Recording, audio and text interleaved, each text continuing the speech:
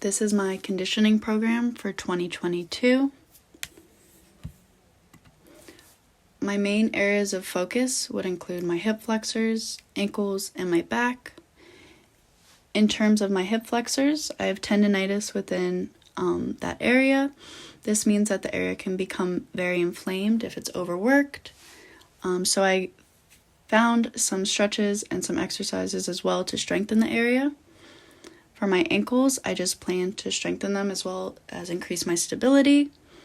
And for my back, I have recently been experiencing pain around my sciatic nerve, which has been affecting my lower back and causing a lot of pain. So this most likely came from tightness in my legs, especially within my hamstrings. Since I've not been able to move the way I normally do, I found exercises I would be able to complete in order to mobilize the nerve and aid in recovery. Here's just a brief overview of the stretches and exercises I would be doing.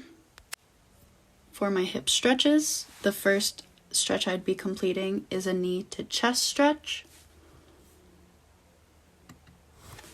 The second stretch would be a half kneeling hip flexor stretch. And the final stretch would be a pigeon pose.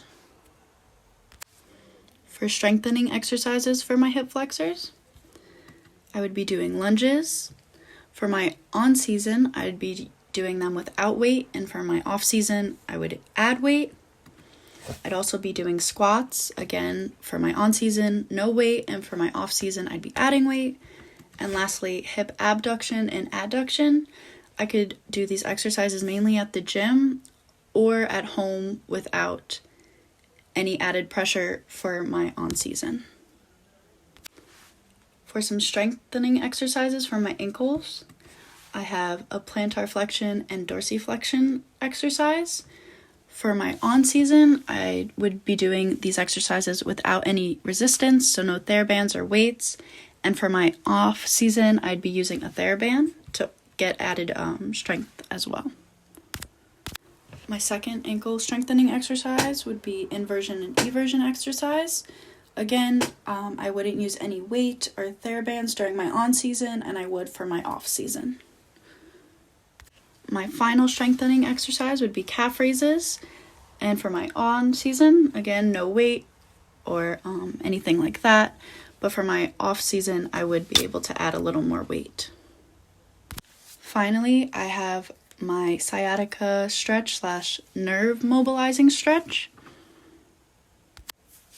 So in order to do this stretch, the first thing you would need to do is lie on your back with your knees bent and a firm cushion or book under your head.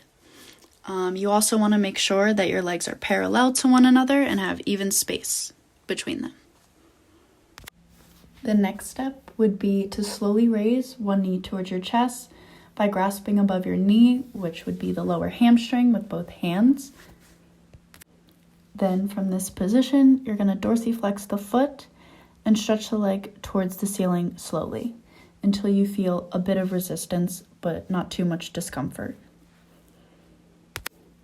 Finally, you're going to begin to dorsiflex and plantar flex the foot, and you should complete about 5 to 10 reps and repeat on both sides.